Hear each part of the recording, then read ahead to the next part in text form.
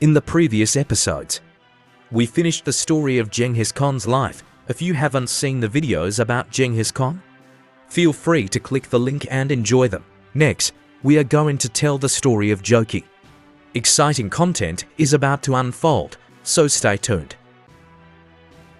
On the Mongolian steppe, the morning glow illuminates the vast land, and a young, handsome boy rides his horse, weaving through the endless rolling hills. His name is Jochi, the eldest son of Genghis Khan and his principal wife, Batu.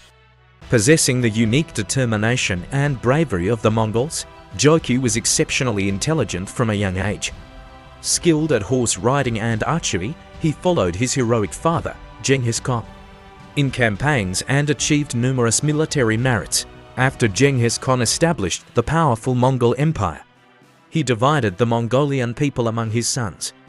Jochi received 9,000 households and 4,000 elite troops. In 1225, at a family feast, Genghis Khan decided to allocate territories to his 4 sons. Jochi was granted the westernmost land, from the Ur River in the west, north of the Khwarazmian Empire, to wherever the Mongolian horses' hooves reached. On this vast land, Jochi established his own Khanate Jochi Eldest, which later became the ancestor of the Golden Horde. One of the 4 great Khanates of the Mongol Empire, Jochi stirred up the dust on the Mongolian steppe, displaying his bravery and skill in battle, unafraid of hardships.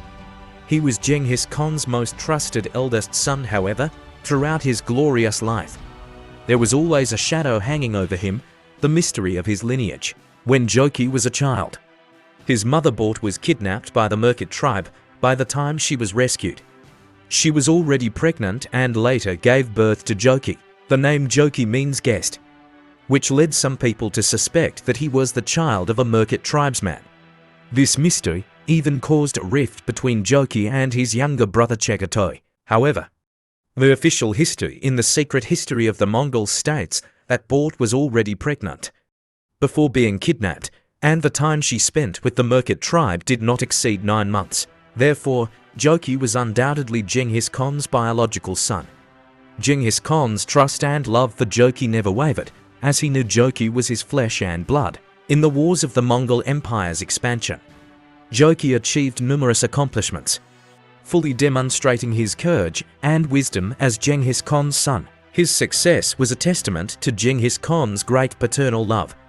Without the nourishment of Genghis Khan's broad love, Jochi could not have achieved his glorious military feats, riding on the steppe. Jochi knew that his lineage was not important. What mattered was how he could honor his family and country. He dedicated his heart and soul to the Mongol Empire, co-creating the Mongolian legend with Genghis Khan. In the long history of the Mongol Empire, Jochi was undoubtedly Genghis Khan's son and a meritorious general of the empire. In 1204, Jochi rode on horseback, speeding like the wind across the grassland. He was 27 years old, in the prime of his youth. Genghis Khan entrusted him with an important mission, commanding him to lead the Mongolian right-wing army to conquer the Naiman tribe. Filled with passion, Jochi vowed to bring glory to his father and country. On the battlefield of Nahum Mountain, Jochi and his Mongol army engaged in fierce battle with the Naiman forces leading from the front. Jochi showed great courage. In the end, they defeated the Naiman army, capturing and killing their leader, Tan Khan. After the battle, Jochi led the stationed troops to guard the Altai Mountains. In 1207, Genghis Khan entrusted Jochi with another mission, commanding him to lead the Mongolian right-wing army to conquer the people living in the forest. These forest dwellers lived in huts built from trees, survived by hunting, and endured harsh living conditions. Jochi led the army, guided by Dokok, into the territory of the Ura tribe. Kudukabibi, the tribe's leader, had long admired Genghis Khan's reputation. When he saw Jochi leading the Mongol army, he submitted without hesitation. Jochi successively recruited tribes west and south of Lake Baikal, such as the Uriankad, Barkun, Karulas, Kopkolkas, Kankalis, and Tung. Their leaders surrendered to the Mongol army one after another. Jochi's victories were not only a result of his skillful use of political means, but also his military prowess. after successfully recruiting numerous tribes. Jochi led the surrendered chiefs with tributes such as green horses and sable furs to pay homage to Genghis Khan. Genghis Khan was extremely satisfied with Jochi's achievements and granted him the people of the forest in the cold February of 1211. Genghis Khan stood on a small hill in the Wangi tribe.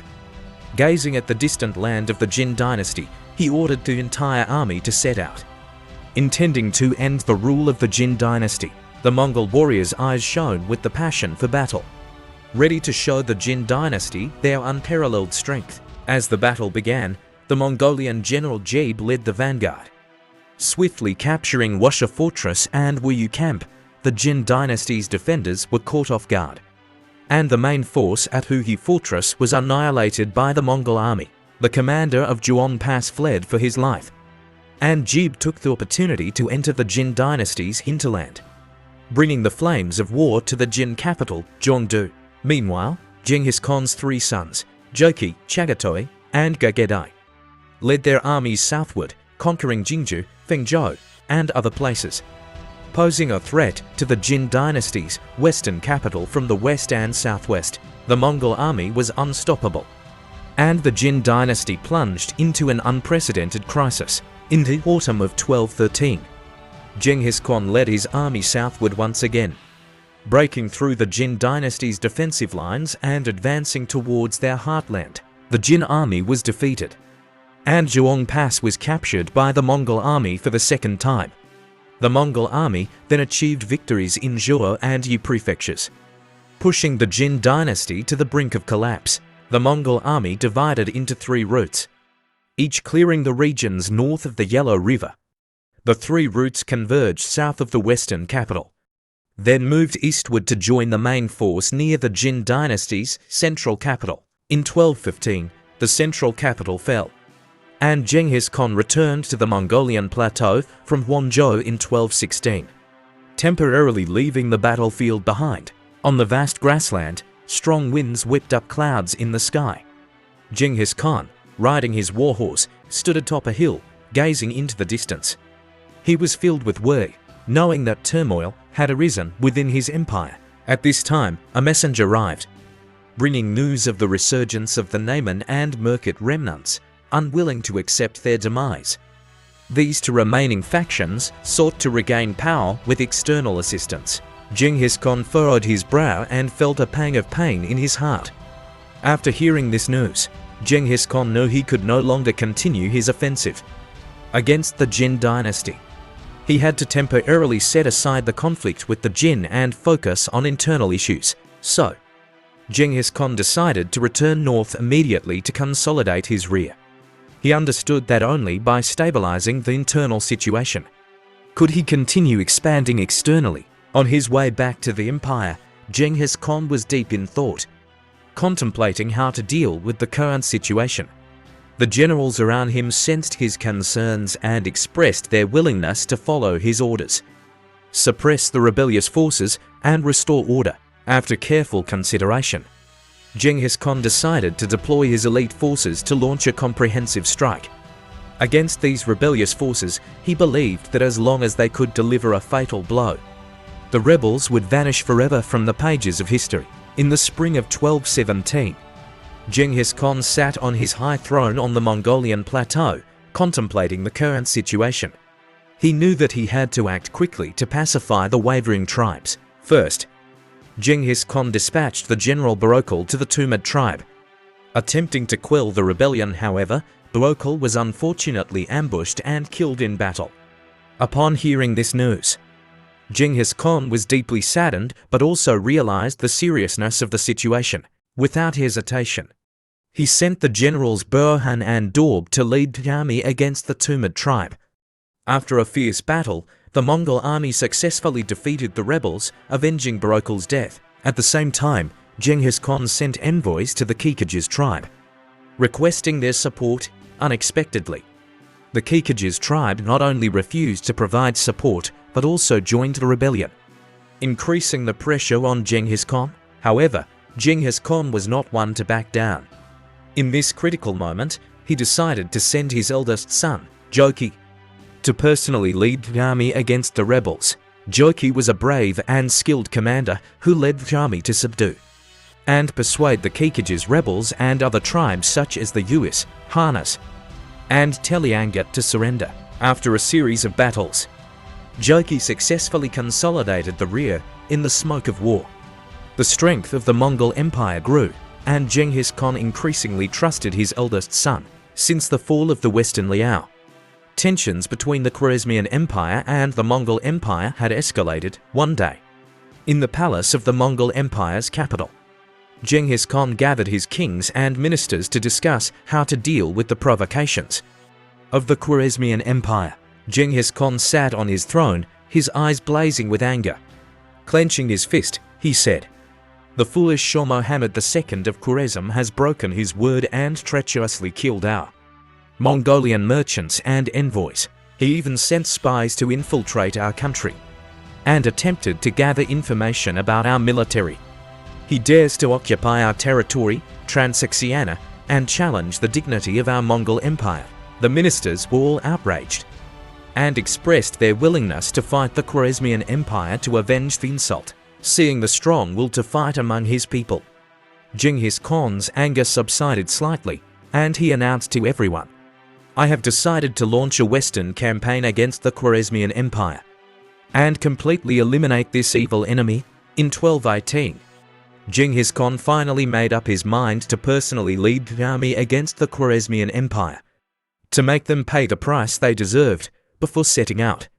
He entrusted the task of conquering the Jin Dynasty to his capable general, Mukolli. Genghis Khan looked seriously at Mukolli and said, "Mukolli, I am heading west, and I may face many difficulties during my absence. I entrust you with the task of conquering the Jin Dynasty. You are the most loyal and brave commander of the Mongol Empire, and I believe you are capable of accomplishing this mission." Feeling the heavy responsibility on his shoulders, Mukolli bowed and said, "Thank you for your trust, Great Khan. I will do my utmost to defend the national interests of the Mongol Empire and strive for more victories and glory for you." Genghis Khan nodded with satisfaction, knowing that Mukolli was a trustworthy commander. With that, he led a powerful army on the expedition to conquer the Khwarezmian Empire. Meanwhile, Mukolli was dealing with the challenges posed by the Jin Dynasty on the Eastern Front. Leading an elite force, he fought numerous battles, not only consolidating the border between the Mongol Empire and the Jin Dynasty, but also repelling the Jin's attacks multiple times. Mukolli's achievements were reported back to the capital, making him another pride of the Mongol Empire. In this era filled with the smoke and blood of battle, Genghis Khan led his Mongolian army, fierce as wolves and tigers, relentlessly westward. His son Jochi inherited his father's bravery and led the Mongol army to victory. After victory on the battlefield, near the Siadaya River, the Mongol army faced a difficult siege. The city of Otrar, with its high and solid walls and defenders as fierce as lions, posed a significant challenge. However, under Jochi's leadership, the Mongol army fought continuously for 7 days and nights, finally breaking through the defenses of Otrar.